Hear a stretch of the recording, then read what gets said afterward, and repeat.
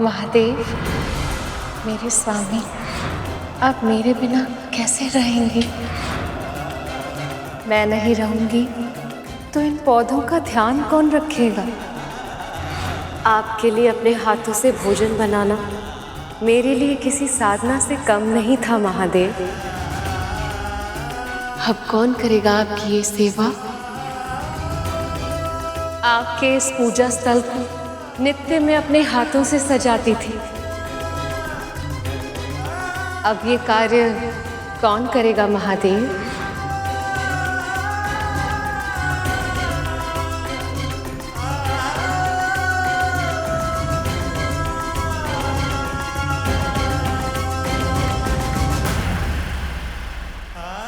ये आपने क्या किया सती? आपने तो कहा था कि आप शीघ्र वापस लौट आएंगी, फिर क्यों आप अपने प्रिय शिव के पास नहीं लौटती? क्यों सती, क्यों?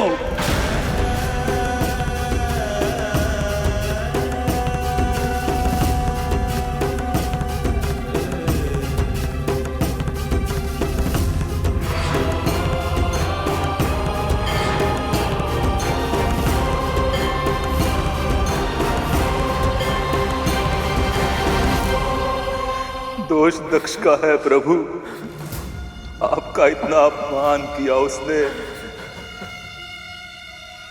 पर मां सह नहीं पाई।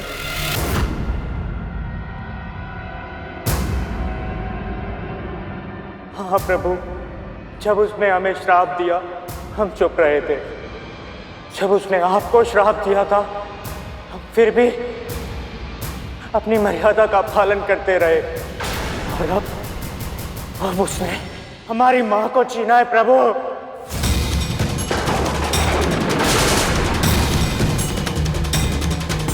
आपके प्रति घृणा ने उसे इतना अंधा बना दिया कि उसने अपनी ही संतान को इतना विवश कर दिया कि वो आत्मदाह करती रही और वो निर्लज्ज बैठा देखता रहा।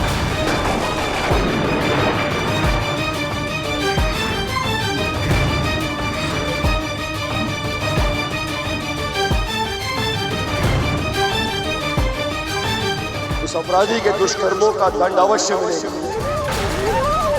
मेरी प्रिय के अपमान का उत्तर देना होगा, इस अत्याचार का न्याय होगा, और वो करेगा मेरा रौद्र रूप।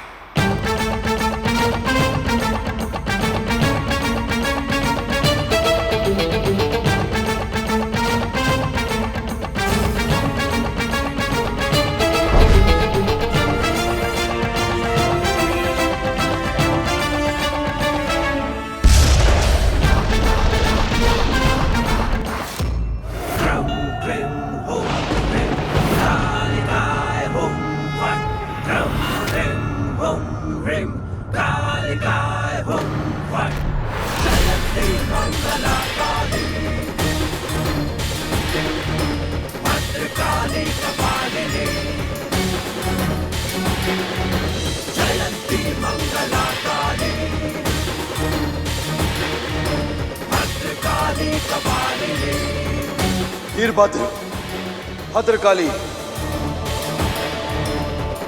जिसने भी सती के साथ अत्याचार किया है, उन सबको ऐसा भीषण दंड दो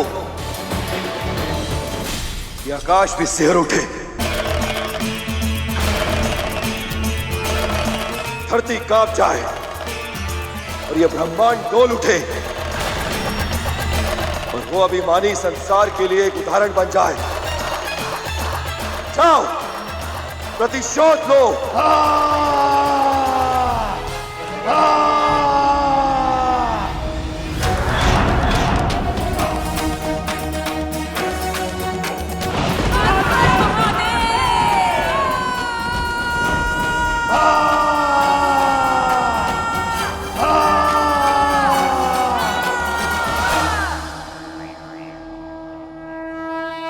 परंतु मां, मैं समझ नहीं पा रहा हूं कि महादेव तो देवी सती के जाने के बाद बहुत अधिक क्रोधित थे, तो फिर वो प्रजापति दक्ष और अन्य देवताओं को दंड देने के लिए स्वयं क्यों नहीं गए? उन्होंने अपनी जटाओं से वीरभद्र और भद्रकाली को उत्पन्न ही क्यों किया? क्योंकि महादेव की करुणा अथाह, उनके हृदय में दया का सागर लहराता है। उस भीषण मानसिक संताप की अवस्था में उन्होंने अपने कष्ट से अधिक दूसरों के कल्याण के बारे में सोचा। प्रजापति और अन्य देवता उनकी एक जटा से उत्पन्न रुद्र रूप का सामना नहीं कर पाए। ऐसे में यदि महादेव उन्हें स्वयं दंड देने के लिए तत्पर हो जाते तो विनाश का ऐसा तांडव होता कि ये समस्त संसार क्षण भर से भी कम समय में समाप्त हो जाता।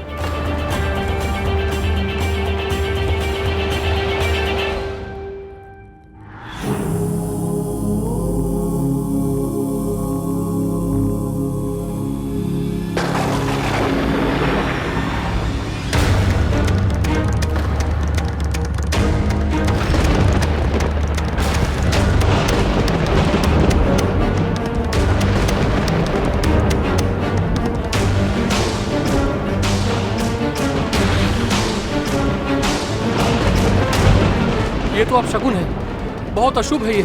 हे भगवान, अब क्या होने वाला है? महाराज, आप प्रजापति दक्ष हैं। इन अशुभ लक्षणों से, इन अपशकुनों से आपको भयभीत होने की कोई आवश्यकता नहीं है। भृगु ऋषि कैसी बात कर रहे हैं? ये किसी भयानक अनहोनी का आभास है।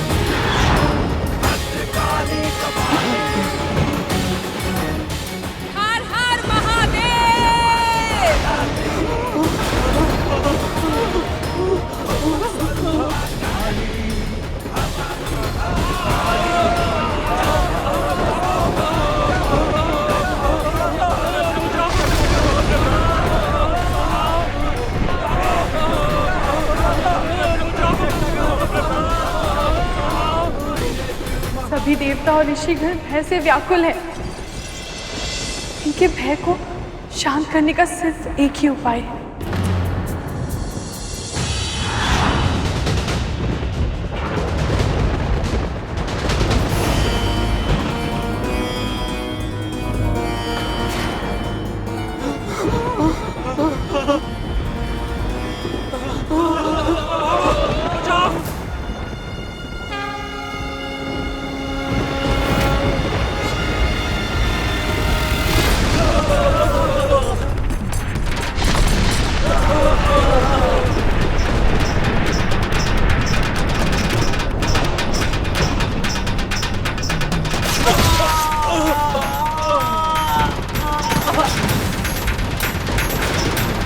महादेव का ये रुद्र रूप कहीं समस्त सृष्टि का विनाश ना कर दे।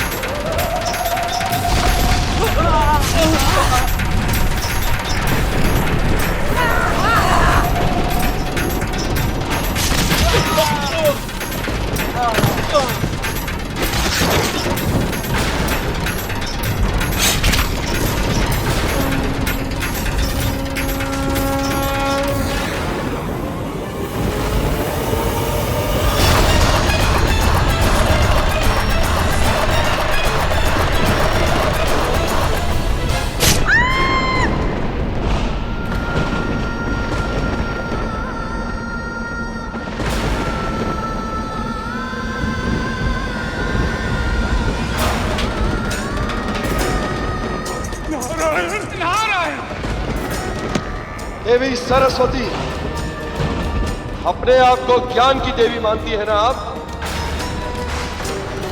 इस संसार के सभी प्राणियों को सही मार्ग दिखाने का उत्तरदायित्व है आपका।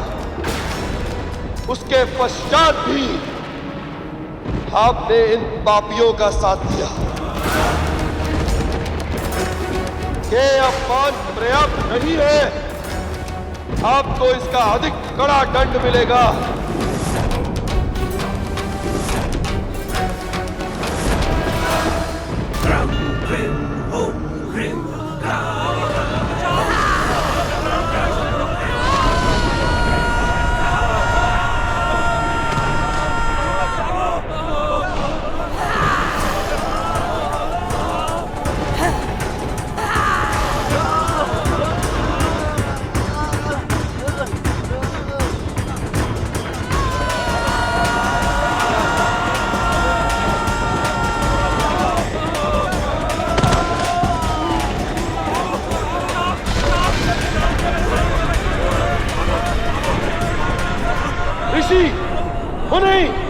तपस्वी, अपने आप को बहुत बड़ा ज्ञानी समझते हो तुम सब, फिर भी तुम सबने इस यज्ञ में भाग लिया। नंदी अकेला था और तुम सब इतने अधिक। उस अकेले को चारों ओर से घेर कर चक्रव्यूह रचा था तुमने। अब दिखाओ अपना शौर्य, तोड़ सको तो तोड़ो हमारा चक्रव्यूह।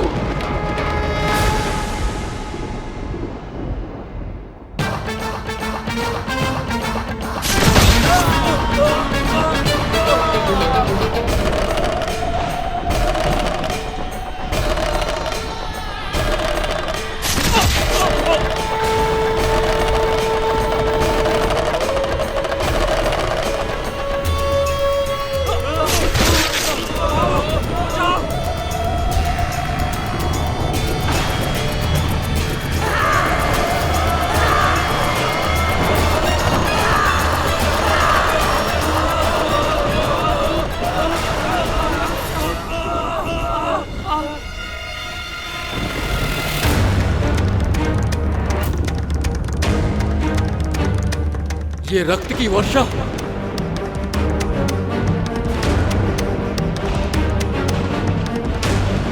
ये वातावरण इतना भयावह कैसे हो गया?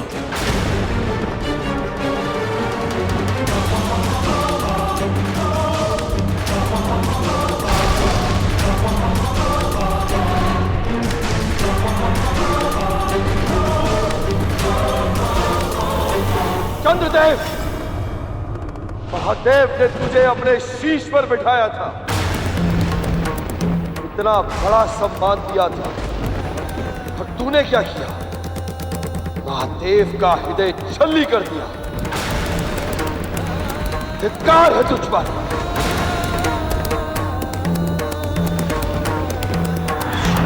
कहां भाग रहे हैं यज्ञदेव? जब महादेव के बिना यज्ञ कर रहे थे तब भय नहीं लगा था आपको? अब विलंब हो गया, आपको अपनी आहुति देनी पड़ेगी।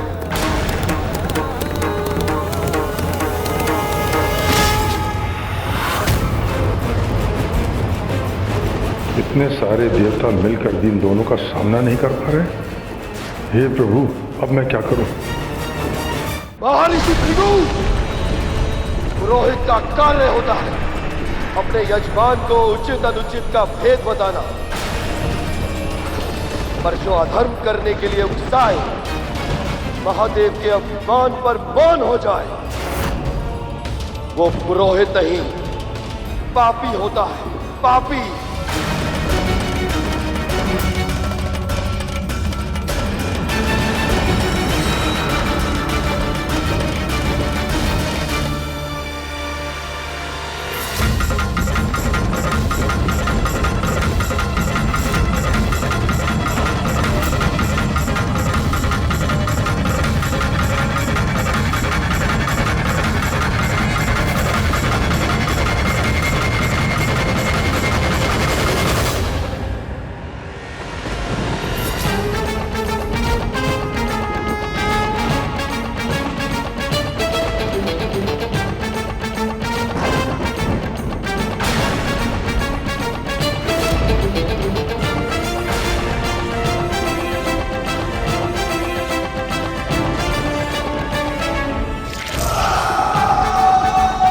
ईश्वर,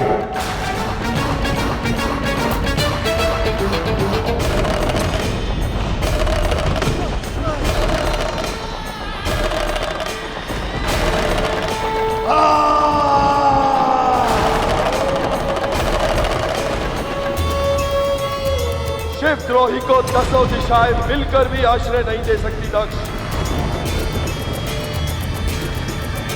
जैसे महादेव शिव ने ब्रह्मदेव का अहंकार तोड़ा था, इस अहंकार से बड़े शीश की भी वही दशा होगी।